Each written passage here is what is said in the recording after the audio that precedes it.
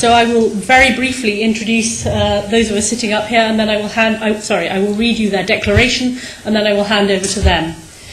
So we are delighted to welcome to evening Dr. Abdi Samad Mahmoud Hassan, Minister of the Interior and National Security of the Transitional Federal Government of Somalia, and Dr. Mohammed Abdullahi Omar, Foreign Minister of Somaliland. I'll also introduce my two colleagues, Rina Christmoen from the Norwegian Foreign Ministry and Jeremy Lester from the European Union, from the European External Action Service. The UK with Norway and the EU has been hosting these talks for the last couple of days. This was following up on the commitments in the London and Istanbul conference communiques, where the international community said that it would support any talks that the TFG and Somaliland were to hold. So we've been ably assisted by the EU and Norway, and we're very grateful to them for their help. And the parties have agreed a declaration, and I should emphasise this is their declaration, and I am reading it on their behalf. So it's the Chevening House Declaration. Following the commitments in the London and Istanbul communiques that the international community would support dialogue between the Transitional Federal Government of Somalia or its replacement and Somaliland to clarify their future relations, the two sides met at technical level on the 20th and 21st of June at Chevening. The meeting was hosted by the UK and co-hosted by Norway and the EU at the request of the two sides. The purpose of these preparatory talks was to establish a framework for future substantive talks.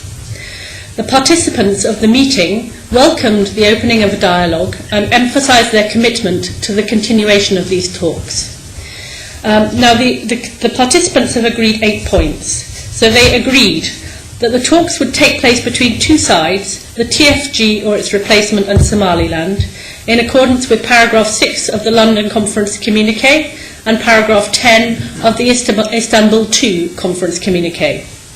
They noted the need to adopt a common approach to avoid anything that would undermine the continuation of the talks as defined above. They committed to the continuation of the talks and called on the two presidents to meet to review progress as soon as possible. They called on the international community to continue to facilitate the talks, including providing the two sides with external experts on legal, economic and security matters. They agreed to share experience on working more effectively with the international community on the use of development and humanitarian assistance for the people of both sides, and called for the international community to increase that assistance. They agreed to cooperate in the fight against terrorism, extremism and serious crime, and they agreed to cooperate in the fight against piracy at sea and on land, maritime crime, illegal fishing and toxic dumping. And finally, they reiterated their support for ending the transition in Somalia. So that is the declaration. I believe we have copies of it, which you're welcome to pick up after the meeting.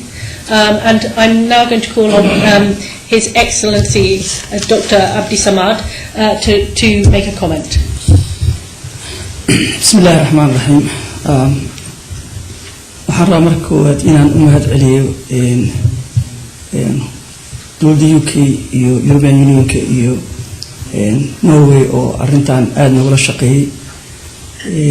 Waxaan kaleetoon rabaa inaan salaam shacabka Soomaaliyeed meel kasta joogaan. Waxaan rabaa inaan sheego maanta waxa weeye muddo 22 sanadood markii ugu horeysay oo si official ah soo horfariistaan xukuumadda Soomaaliya ka jirta TFG-da iyo Somaliland oo ay si official u bilaabaan inay wada hadlaan ayadoo ay ahayd 2 maalmood dood dheer socotay. Waxa isla soo gunaanaday inay noqoto markii ugu horeysay oo la furo wada hadal. waxaan runtii ku dhamaaday hadalkaas afkarad fiican iyo faham aad u wanaagsan si fiican baan la fahmay. waxaan rajaynaynaa inay sii socoto meesha ka sii socoto hadii Ilaahay yiraahdo. waxaan rabnaa inaan ku baaqno shacabka Soomaaliyeed meel kasta joogaan inay kaalin ka geystaan international community labaduba ay kaalin ka geystaan sidii loo wadi lahaa arrintaas oo la socodsiin lahaa.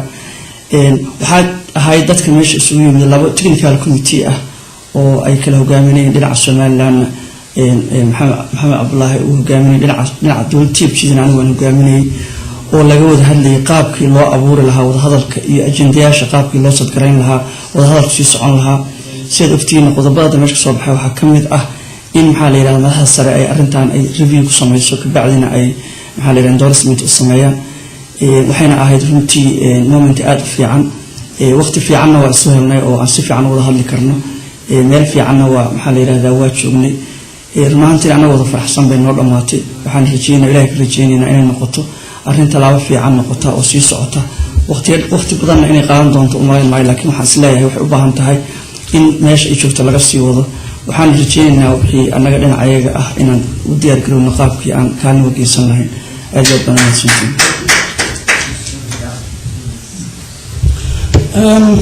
بسم الله الرحمن الرحيم marka ugu horeysa waxaan jecelahay in aan halkan maadnaq uga soo jeediyo dowladda Britain dalka Norway iyo ururka midowga Yurub oo runtii hawl wanaagsan ka galay waqtigelinta iyo taageerada kulankan wada hadalka ah ee labada maalmood u socday halkan Somaliland iyo Somalia waxaan aragnaa inuu yahay kulan wada hadal ah oo maanta bilaabmay maaha mid dhamaaday waxaan rajeynaynaa in wada hadalladaasi ay muddo socdaan lagana gaaro natiijooyin wanaagsan oo labada geesoodba waxtar leh kulankani waxaa kulan horudhaca sidii hore loo sheegay nuxurkii ka soo baxayna waxaa akhriday saali oo ka tirsan wasaaradda arrimaha dibadda waxaa ka soo baxay 8 qodob oo laydin qaybin doontaan beesha caalamka iyo Somaliland iyo Somalia oo sidoo marka horta nuxurkii labada maalmood wada hadalka halkaas ku cadiyay hase yeeshee ujeedada fadhigan ugu horeeyay shalay maanta socday waxa ahayd in laga hadlo oo lagu heshiiyo qaabka ay labada geesood ay wada hadlayaan waxaanu sidii wasiirku imika cadeeyay aan ku heshiinay in qaabka wada hadallada mustaqbalka ee labada geesood in uu ahaado Somaliland oo dhinaca iyo maamulka ku-meelgaarka ee Soomaaliya hadda ama haddii isbedel ku dhaco dowladda kale ka dambaysa oo dhinaca waxaa laga wada hadlayaa waxa weeye arrimo fara badan oo siyaasad leh oo nabadgelyo leh oo arrimo kale leh oo labada dalka dhexeeya in labada geesood in laga wada hadlo waxaan u rajeynaynaa Soomaaliya in lagu guuleysto geedi socodka xagga nabadgelyada ee muddada dheer socday waxaan taageersanahay in qaabkii hore ee jiray laga guuro oo nidaam dawli ah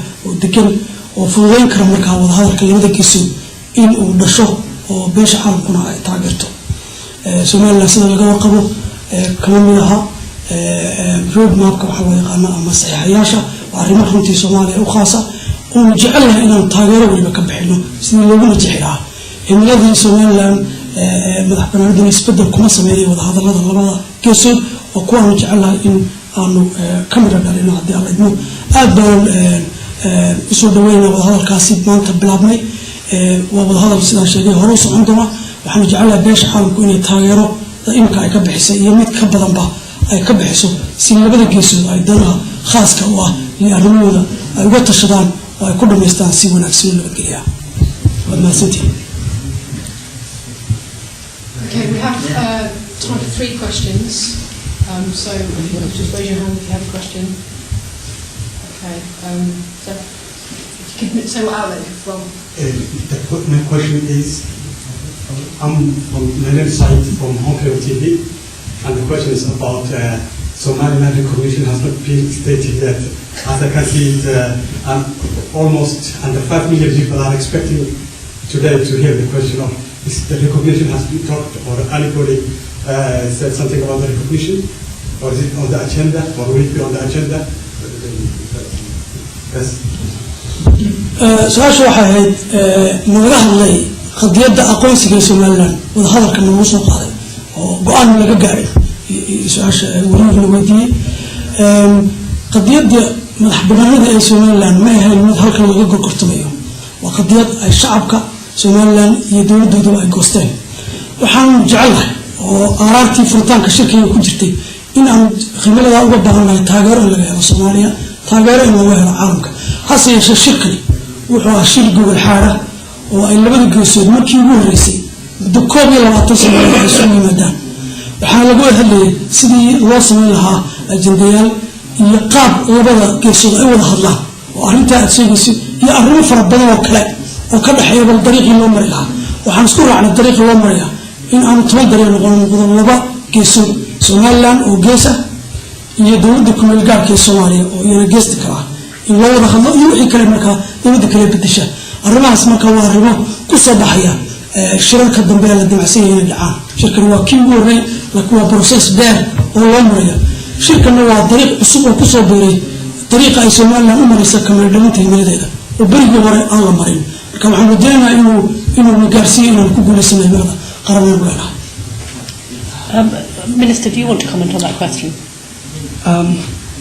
waxaan filayaa su-aasha si fiican buu jawaabay maxamed waxa weeye arrinta meeshaan isugu yimid waxay kala go iyo kala maxaa la yidhaha carar midna ma ahayn waxay ahayd in laga wada hadlo qaabkii loo wada hadli lahaa waxaana ahayd dadkan guddigan technical committee oo arrinta bilaabay oo hadalka bilaabay saldhigiisa bilaabay qaabkii loo socon lahaa bilaabay kulley waxyaabo fara badan oo xasaasi ah laga wada hadli doonaa waqtigeeda markii la gaaro laakiin hadda kulankan wuxuu ahaa inuu ay furanto hadalka inuu bilowdo oo hadalkii bilowdo. Okay. وزير عبد السمد معلم iyo وزير محمد عبد الله aad loo mahadsantahay sida aad noogu fasirteen طبعا أنا magaciisu kala reer BBC ka socda Soomaaliya waxaan jeclaa in aan weydiiso ku saabsan hadda wadahadalkan sida uu sheegtay xasaasiga ah oo adeemateen oo bilow ah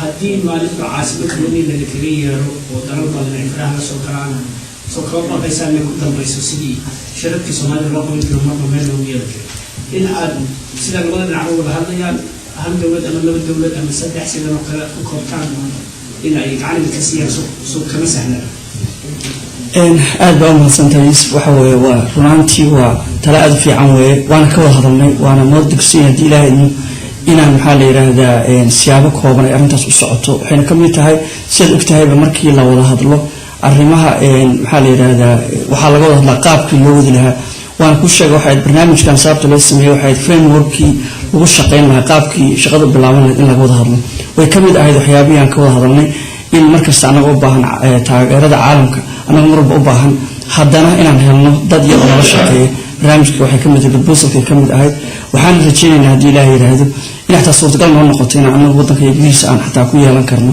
oo ay anaga socoto laakiin waxaan rabaa inaan ku caddeeyo arrintan wada hadalka international community waxay ku leeyihiin kaalmeyn iyo wixii aan uga baahano ama maxaa la tala ah ama siyaasad ah ama sharci xaggiisa ah baan maxaa la yiraahdaa yaan ka sugaynaa laakiin arrinta waxaa gacanta u jirta Soomaalida ayagaana maxaa la yiraahdaa go'aankeeda qaadan hadii ilaahay yiraahdo أنتوا سدوا وشجوا وسيكو ولدي محمد خرط دريا ولدي ما هل كان كشريني تذكر هذا وعي لبدي كيسو هذا Somaliland iyo TFG beesha caalamka ee shirkan loo qabo qaabisay waxay ku lahaayeen furitaanka oo laga qayb galay iyo gunaadkii shirka oo wadawaan dhageysteen wixii aan ku sheegay arrimaha halkan ka akhriyay iyo tafsiirtooda oo u gaara labadii geesood ee wada hadlay laakiin beesha caalamka waa loo baahan yahay inay taageero ka bixiso waxaan noqonsanay in qadiyada Somaliland iyo Somalia ay beesha caalamku ka yeerto la tashi iyo kooxeen arrimaha caanka caalamka jira dunidu waxay u yeertaa gudiyo iyo dalal taageera marka taasina waa arrimo loo soo socdo mujacalay la qabay. Next question in English, please. Peter Byles, BBC. Thank you for taking the question in English. How much of a problem is it that the two sides have very firm positions that Somaliland will settle for nothing less than independence, and the TFG Mogadishu authorities want to see a united Somalia with Somaliland brought back as part of some kind of federal state? How do you narrow the differences? Who would like to start, Minister? In English We're in Somali. I think if you answer in Somali, that's fine. waxaan fahmay su'aashu Oh, do you want an English answer? Okay, sorry. English well there is two differences. The first time when we came to the meeting, the first day we myself and the Somaliland side, we declared our position that what we believe about the future of the country. But this meeting was the first dialogue and it was the first stage. We haven't even reached that position, and this is what we agree that both sides, we have to continue until we reach the final position.